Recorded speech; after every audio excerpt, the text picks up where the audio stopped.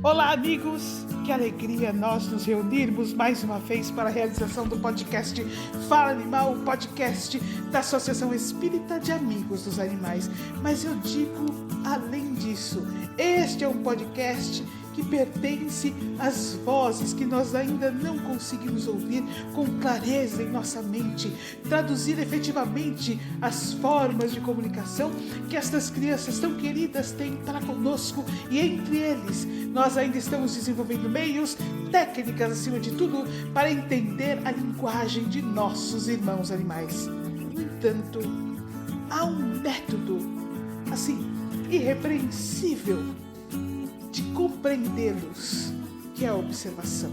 Mas não é observação com os olhos, não é simplesmente observação com análise, é observação com o evangelho no coração, é observação com a compaixão, com o amor ao próximo, é colocarmos em nossos olhos as lentes da evolução, é treinarmos os nossos ouvidos para a voz do Cristo nos ensinando a amarmos-nos uns aos outros conforme Ele nos amou.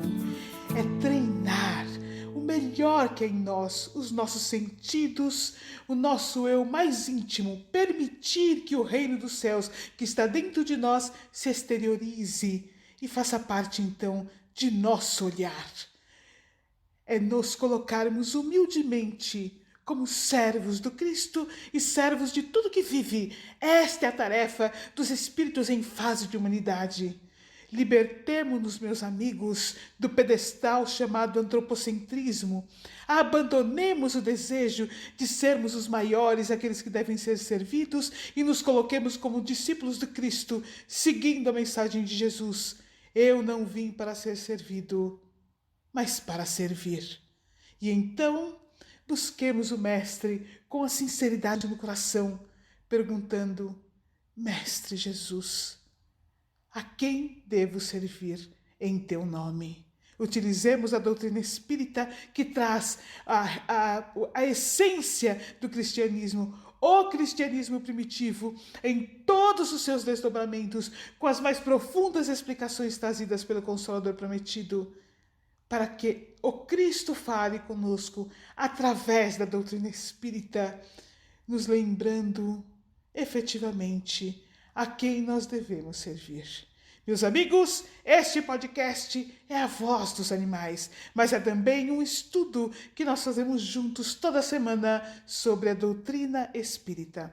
Hoje nós vamos adentrar o capítulo 4 do livro Evolução em Dois Mundos, mas nós vamos trazer este capítulo com exemplos e olhar para os nossos irmãos animais a partir desses exemplos, compreendendo o que nos diz o capítulo 4 do livro Evolução em Dois Mundos, aprendendo a traduzir isso para o nosso cotidiano, porque os estudos, meus amigos, o conhecimento serve para que nós possamos compreender as lições de Jesus, as lições do Evangelho com mais clareza. É por isso que existe a doutrina espírita. A doutrina espírita são portas que se abrem para a nossa compreensão, mas essa compreensão não é para ficar conosco, não é para ser jogada numa gaveta, não. Esta compreensão são os desdobramentos das falas de nosso Mestre Jesus. Quando nós estudamos a doutrina espírita, é como se nós retornássemos no tempo, caminhássemos com Jesus há 2022 anos atrás, andássemos com Ele pelas ruas de Jerusalém, ouvíssemos as suas colocações, o sentíssemos perto de nós. Imaginemos o Mestre junto de nós com todo o conhecimento que a doutrina espírita nos traz, a nos encher o coração e a mente e nos permitir a aplicação destas lições benditas que, acima de tudo, nos trazem os caminhos da felicidade. Então, meus amigos, sejam todos bem-vindos ao podcast da Associação Espírita de Amigos dos Animais, o podcast Fala Animal. Oi, Sandra. Oi, Tiago. Eu vou ler o capítulo 15 do livro A Vida Secreta dos Animais. O capítulo é Diversão. Os animais são capazes de se divertir, ou seja, se dedicar a atividades cujo único objetivo é sentir alegria e felicidade? Para mim, essa é uma questão importante, porque a resposta nos ajuda a definir se eles só são capazes de ter sensações positivas quando cumprem tarefas que servem à preservação da espécie. abre parênteses, como o prazer no sexo que gera descendentes, fecha parênteses. Se for esse o caso, alegria e felicidade são apenas subprodutos de uma programação puramente instintiva que busca garantir que certos comportamentos sejam executados e repensados. O ser humano, por outro lado, só precisa de uma boa lembrança para reviver os sentimentos do passado e desfrutá-los novamente. Nessa categoria se encaixa a diversão no tempo livre. Exemplos: viajar no feriado ou praticar esportes. Será que a capacidade de se divertir é uma prerrogativa apenas humana que nos distingue dos outros animais? Quando reflito sobre isso, logo me vem à mente a imagem de corvos, que brincam de escorrega. Na internet circula um vídeo que mostra um pássaro dessa espécie deslizando em cima de um telhado. Ele coloca uma tampinha metálica no alto do telhado, pula sobre ela e desliza telhado abaixo. Em seguida, volta e repete. Qual é o objetivo disso? Aparentemente nenhum. E será que é divertido para o animal? Deve ser igual a quando nos sentamos numa superfície de madeira ou plástico e deslizamos morro abaixo. Porque o corvo desperdiçaria energia numa atividade sem objetivo. Afinal, a dura competição na evolução exige que nos poupemos de todas as atividades inúteis e elimina qualquer animal que não seja rigoroso nesse aspecto. Mas nós, humanos, deixamos de cumprir essa lei aparentemente inviolável há muito tempo, pois pelo menos nos países mais ricos, as pessoas têm energia de sobra e podem usá-la para se divertir. Por que seria diferente para um pássaro inteligente que armazenou comida para o inverno e pode gastar parte dessas calorias se divertindo? Ao que tudo indica, os corvos também conseguem transformar reservas excedentes em diversão, evocando uma sensação de felicidade quando querem. E quanto a cães e gatos? Qualquer um que convive com esses animais domésticos sabe que eles adoram brincar. Nossa cadela Max gostava de brincar de pega-pega ao redor da cabana da floresta.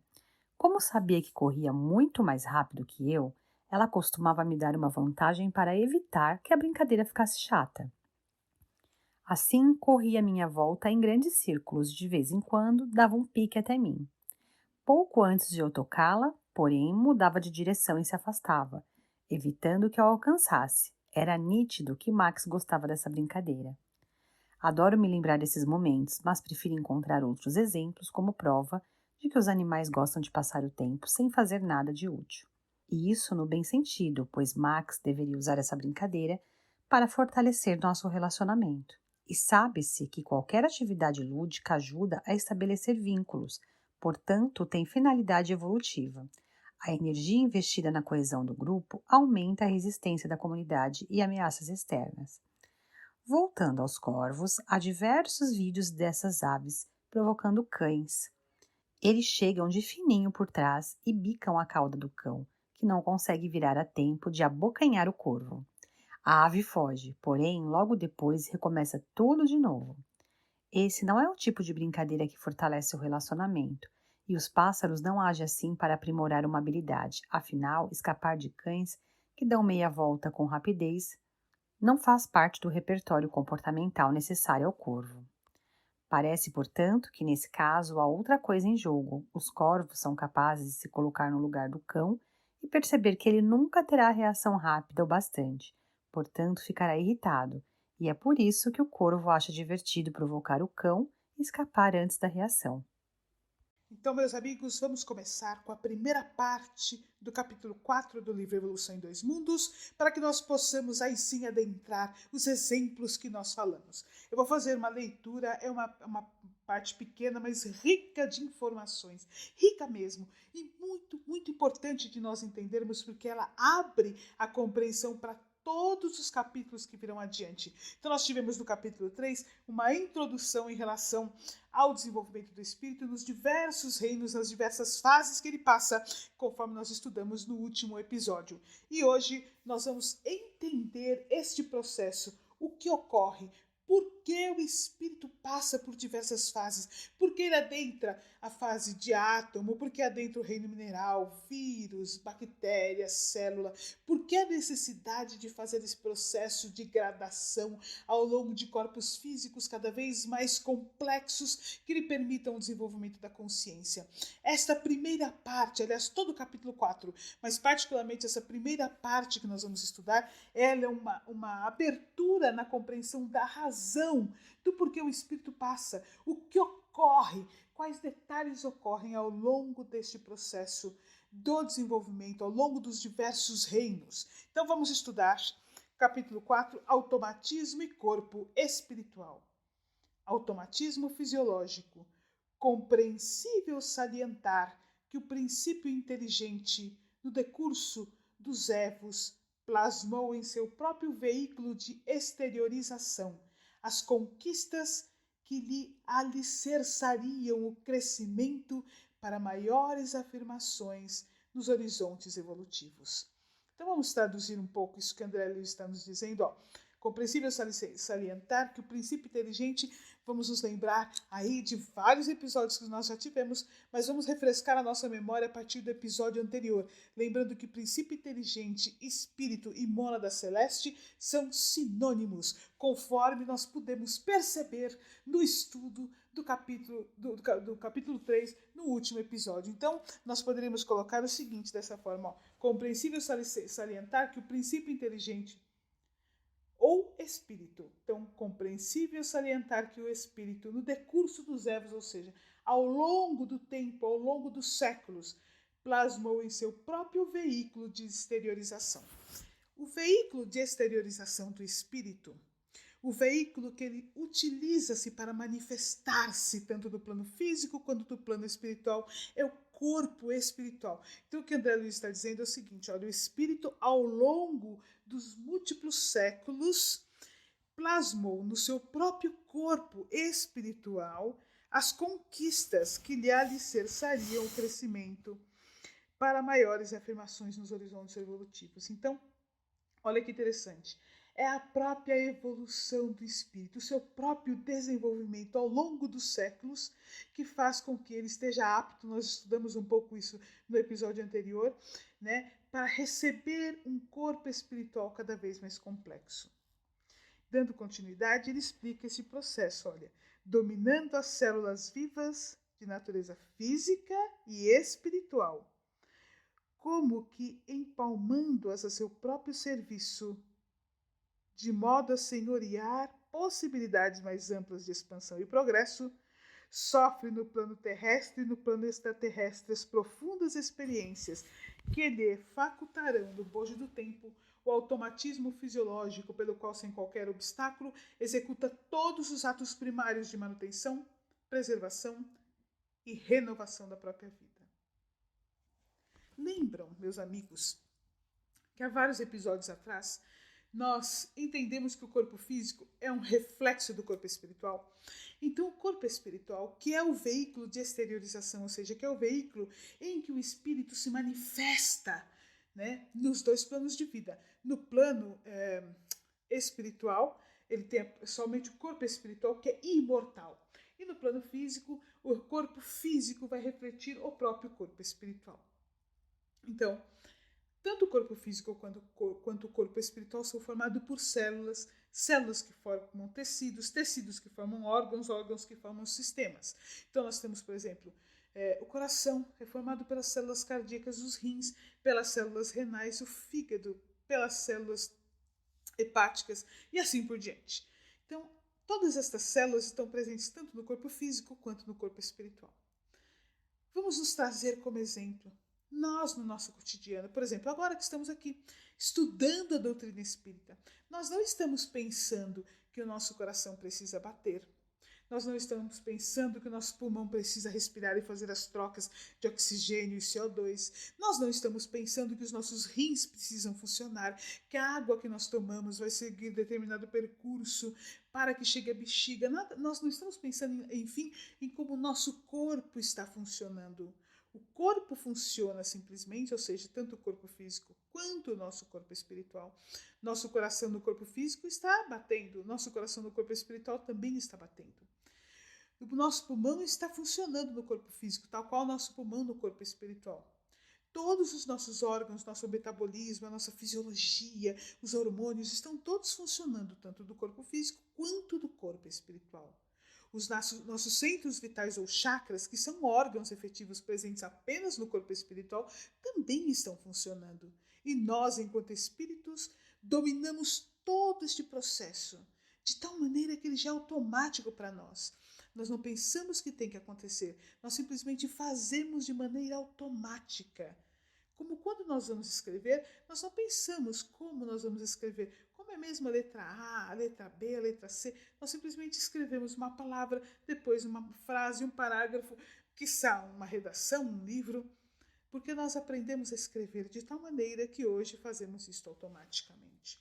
Com o corpo é a mesma coisa. Nós dominamos as células, tanto do corpo físico quanto do corpo espiritual, de tal forma que todo o processo de manutenção, de renovação do corpo físico e do corpo espiritual, todo o processo fisiológico acontece automaticamente a partir das ações do nosso inconsciente. Ou seja, nós, enquanto espíritos, dirigimos o corpo físico e o corpo espiritual a partir das ordens que emitimos para as células do corpo físico e as células do corpo espiritual. Ou melhor, para colocarmos numa ordem lógica, para as células do corpo espiritual e aí sim para as células do corpo físico. Então é isso que está nos dizendo. Hoje, nós, espíritos em fase de humanidade, dominamos o nosso corpo espiritual e o nosso corpo físico automaticamente, dominando as nossas próprias células, olha que coisa incrível, permitindo com que nossa atenção consciente se fique voltada para o meio ambiente ao nosso redor. E nós vamos ver que os animais também já fazem isso. Os animais superiores, ou seja, as aves e os mamíferos, também já dominam as células do corpo espiritual e as células do corpo físico, de maneira que possam se relacionar com o meio ambiente. E são estes exemplos que nós gostaríamos de trazer para nós entendermos o estágio de evolução em que eles se encontram. Esses animais com os quais nós mais nos relacionamos, que mais nos fascinam, e também os que nós mais exploramos. Em que estágio eles se encontram de desenvolvimento da consciência?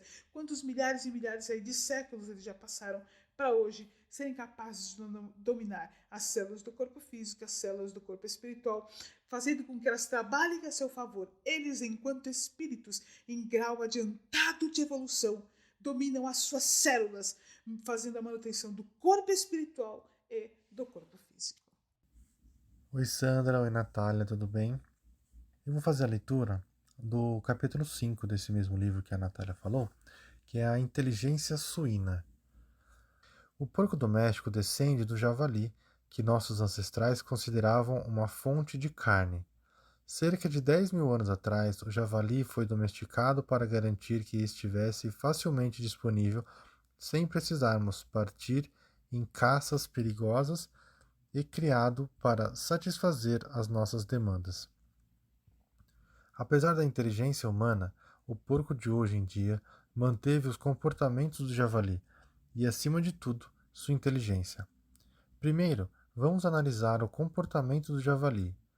Antes de mais nada, é bom deixar claro que o javaporco, cruzamento do porco doméstico com o javali, animal encontrado nos Estados Unidos, descende dos porcos que haviam sido domesticados, mas fugiram, por isso também tem um comportamento parecido com a do javali. Ele reconhece os parentes, mesmo que a relação de sangue seja distante.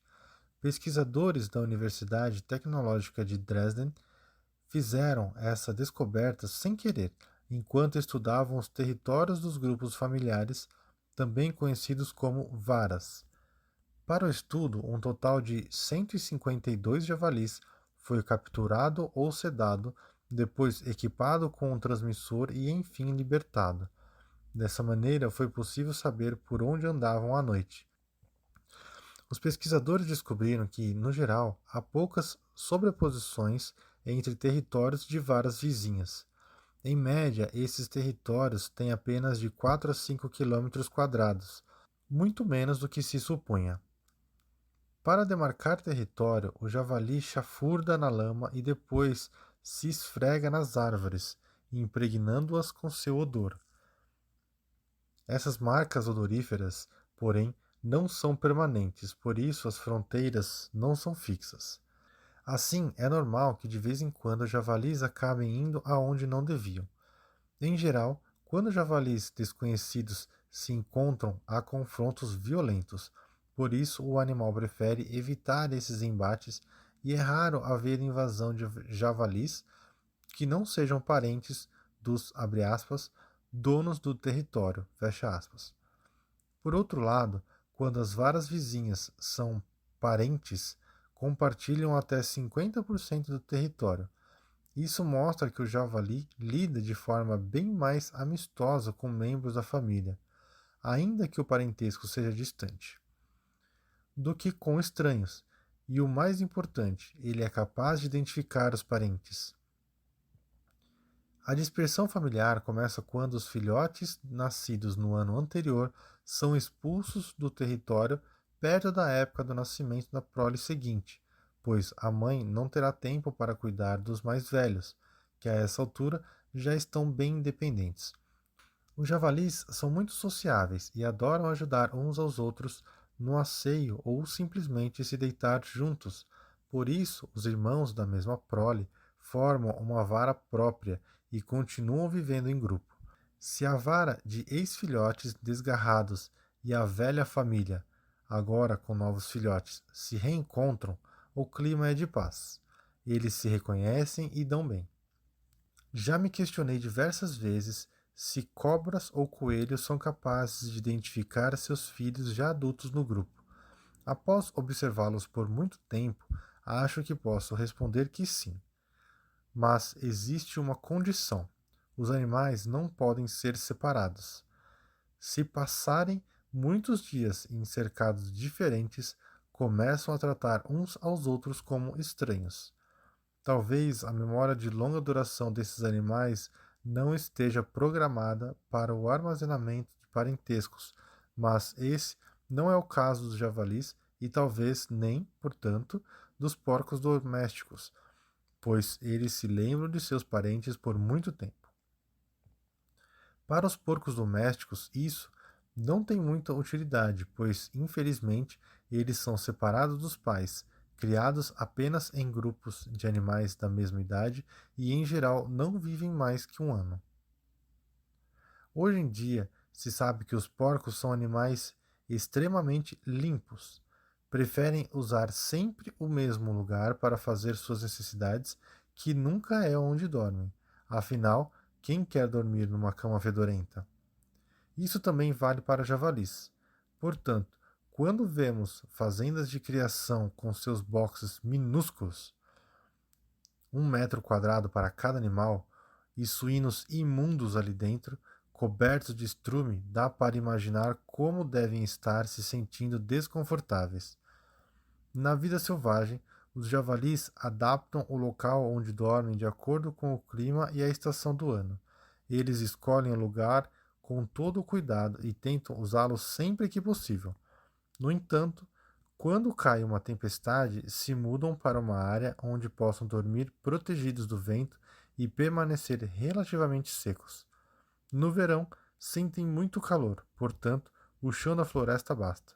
No inverno, porém, eles escolhem bem onde vão dormir. O ideal é um cantinho aconchegante no meio de um arbusto para se proteger do vento e com apenas 2 ou 3 saídas. Ali dentro, fazem uma cama de grama seca, folhas, musgos e outros materiais macios. Meus amigos, nós ouvimos 2 capítulos do livro A Vida Secreta dos Animais. É um livro de 2016, muito interessante, que foi publicado no Brasil a partir de 2019, 2020. Nós achamos para comprar em e-book e achamos também para comprar o livro físico. Mas quando nós lemos esses capítulos, nós nos identificamos imediatamente, Mas vamos trazer um pouco, nós já tivemos episódios aqui, que falaram sobre a inteligência dos animais, que falaram sobre a consciência, sobre os sentimentos, mas vamos construir um caminho de entendimento sobre a questão do domínio do corpo físico. Nós estamos aí falando dos animais que se divertem, dos corvos, particularmente, que ele cita os exemplos, pássaros extremamente inteligentes, e dos porcos, javalis, javaporcos, né? Que vem aí da mesma espécie, também animais de um nível de inteligência impressionante, ambos fora da nossa convivência natural. Então, por que nós trouxemos esses capítulos, esses livros, esses exemplos? Porque estão fora da nossa observação normal. Então, nós estamos utilizando dos olhos do nosso irmão, que trouxe os estudos a partir de outras observações e nos abriu a curiosidade, por exemplo, para pesquisarmos sobre os corvos, para buscarmos entender um pouco melhor dos porcos, porque são animais com os quais nós não convivemos e naturalmente fomos tradicionalmente levados a acreditar, por exemplo, que os porcos são sujos. Ele nos demonstra que não. E eu posso dizer a vocês, meus amigos, pela convivência do Santuário da Sema, onde nós temos vários porcos, que eles são extremamente limpos e muito, muito inteligentes. Eu vou citar aqui um exemplo que eu posso já ter citado em algum outro episódio. Se eu já citei, me perdoe, mas vale a pena ouvir de novo se eu já citei. Se eu não citei, vale a pena conhecer. Um dos nossos porcos do santuário se chama Lucas. O Lucas é um animal extremamente sistemático e inteligente. Ele tem o cantinho dele para dormir, eles ficam num recinto grande. Ele tem um cantinho dele para dormir. Do outro lado é um cantinho que ele come. No cantinho para dormir é colocado um feno, é trocado diariamente esse feno. E aí no cantinho que ele come é colocada comida para que ele possa se alimentar, e um outro local em que ele faz as necessidades dele.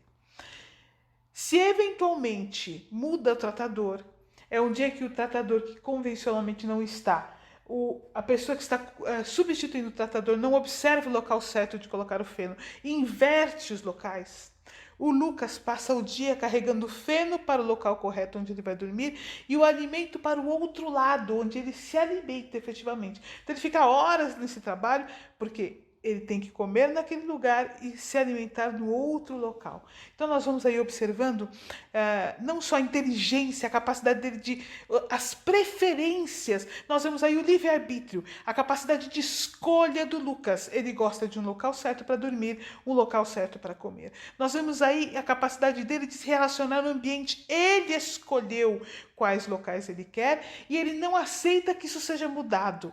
Então tudo isso nós observamos então um nível de inteligência, de sensibilidade, uma peculiaridade que nos parecia ser somente dos humanos. Nós estamos falando de um porco comum, né? O Lucas é filho de uma porquinha que o santuário recebeu, que foi vítima do acidente do Rodanel, né? E que nós recebemos 7 porcos nesse acidente. Uma das porcas estava gestante, e gestante de 9 filhotes que ficaram conosco. Então nós aí temos a oportunidade de observar e conviver. Eles têm personalidades diferentes, se conhecem, se dão bem, alguns não se dão bem, brigam entre eles. Então nós notamos inclusive essas preferências, essas emoções, né? E aí a literatura nos demonstra que eles são capazes de reconhecer a si mesmos, de reconhecer aos outros, de inclusive identificar os graus de parentesco e se relacionarem conforme nos demonstra a lei de sociedade. Então, o outro exemplo nos trouxe que os animais se divertem, qual nós, eles brincam, e não tenhamos dúvida nesse divertimento, não só a alegria, quanto o desenvolvimento da consciência. Não nos esqueçamos jamais que por trás desses modelos físicos estão os espíritos em desenvolvimento, espíritos que para chegarem no ponto de poderem se divertir, espíritos que para chegarem no ponto de se relacionarem uns com os outros, de se reconhecerem, de desenvolverem afeição, de dividirem o mesmo lar, conforme nos demonstra o texto, espíritos que encontram alegria, prazer na vida, chegaram neste nível altíssimo, um nível alto de consciência, de se relacionar, espíritos que para chegarem neste nível, um dia foram criados por Deus, nosso Pai. Iniciaram a sua trajetória evolutiva lá como mônada celeste, onde receberam todos os princípios que os levará a adentrarem tanto a fase de humanidade quanto a fase de arcanjo. Chegarão eles ao mesmo estágio que nós, espíritos que iniciaram o seu desenvolvimento a partir do modelo físico que é o vírus, o átomo, adentraram todo o reino mineral, espíritos estes que foram iniciando o processo de aprender a dominar o próprio corpo físico. Já lembra lá que nós vimos no episódio passado, no modelo do vírus, quando eles recebem a primeiro núcleo de proteína, a primeira proteína que vai formatar todos os modelos físicos, né? Depois bactéria, quando inicia o processo de reprodução, e aí por diante vai caminhar pelas algas, células, algas e assim por diante. Então adentraram todas estas fases, adentraram todo o reino vegetal, desenvolvendo a sensibilidade ainda inconsciente do meio ambiente, e depois o reino animal, para que chegassem primeiro em animais inferiores. Nós vamos ter oportunidade de fazer cada uma dessas etapas na fase de animais, e aí aves e mamíferos, quando aí sim André Luiz vai nos contar mais para frente no livro. Eu vou dar aqui só um spoiler, que a partir da fase de répteis, o espírito já domina o corpo físico completamente. O centro de força coronário já está formado de maneira rudimentar. Então ele é capaz, a partir do centro de força coronário, do centro vital ou do chakra coronário, a controlar tanto as células do corpo espiritual quanto as células do corpo físico, iniciando a partir daí uma consciência total do meio ambiente, desenvolvendo essa consciência do meio ambiente e desenvolvendo os relacionamentos e desenvolvendo a capacidade que vai se multiplicando de maneira impressionante de reagir, o livre-arbítrio e, enfim, outros níveis que nós vamos ter a oportunidade de conversar mais para frente. Então, quando nós nos fascinamos com esses animais incríveis que nós estamos vendo, não nos esqueçamos jamais que são nossos irmãos, filhos do mesmo Pai, que atravessaram, tal qual nós, os Evos, conforme diz André Luiz, plasmando em si mesmos o seu veículo de exteriorização, o corpo espiritual, lhes permitindo hoje, dominando as próprias células, poderem se divertir, utilizar a inteligência, escolher onde vão dormir, utilizar o livre-arbítrio, desenvolver os sentimentos, reconhecendo os parentes e desta forma, afeiçoados uns aos outros, permitirem dividirem o mesmo território, o mesmo lar, os níveis de afeição que nós nem reconhecemos, o quanto nós ainda não sabemos. Tão pouco tempo faz que nós observamos os animais com mais acuidade, com mais determinação, procurando entendê-los, e neste pouco tempo em que nós desenvolvemos meios para compreendê-los melhor, quanto nós já nos descobrimos, que o nosso coração seja capaz de se encher de compaixão, que deixemos a nossa alma se envolver pelo maior mandamento, o amor ao próximo, se faça presente e que sejamos capazes de amá-los conforme nós nos amamos, de tal maneira que nós possamos vê-los como nossos irmãos de jornada e termos a coragem e humildade de reconhecê-los quais são, entendê-los de maneira mais íntima, para abandonarmos a injustiça e nos fazermos representantes do Mestre Jesus, servindo ao processo de evolução dos irmãos que nos cercam. Que Jesus nos ampare a todos. Deixamos aqui um abraço sincero dos voluntários da SEAMA e até a semana que vem.